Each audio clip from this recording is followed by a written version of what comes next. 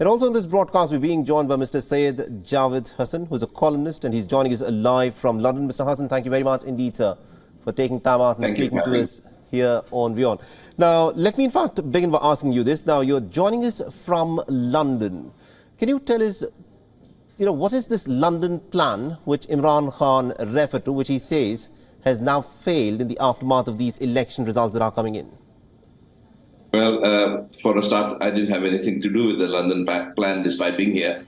But Imran Khan is referring to the fact that basically Nawaz Sharif with other powers, international powers, and the establishment, so to speak, in Pakistan, decided to displace him. That was the vote of no confidence, and bring about Nawaz Sharif back into power. That is in summary, what the London plan is all about.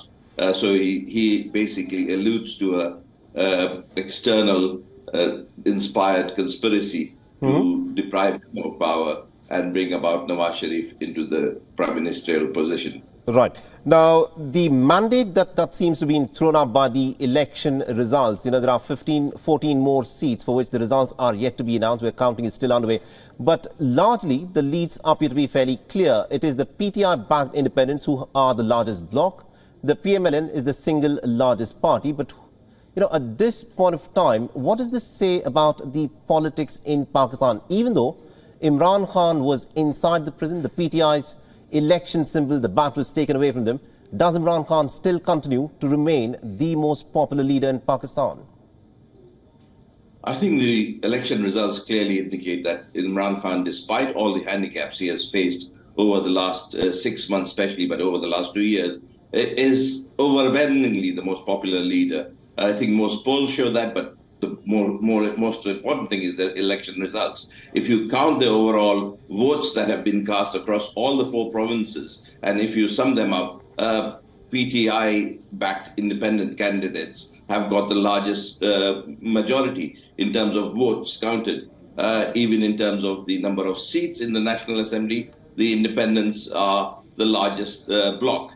Now, most of these independents, there may be a few who, 4, 5, 6, who might not be backed by PTI, but much of these independents are backed by PTI. So I think his contention, or the contention that PTI and Imran Khan is the most popular leader, that there's a ring of truth in that.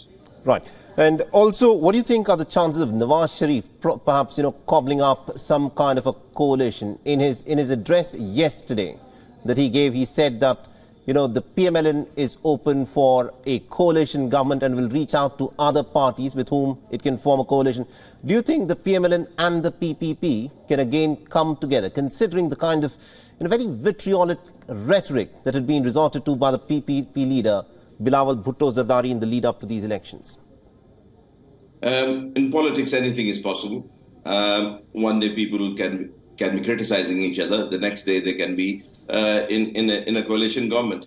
So the vitriolic statements can be set aside. But however, the PPP is obviously looking at the future, and especially Bilawal, who is quite young. He's only 35 years old. He must be looking at the future. And for him to join a coalition which is in many ways questionable, whose mandate is questionable presently, there must be some second thoughts going. It isn't as automatic as we all assume. Bilawal will be very carefully looking at the future and not wanting to be seen to go against the public mandate.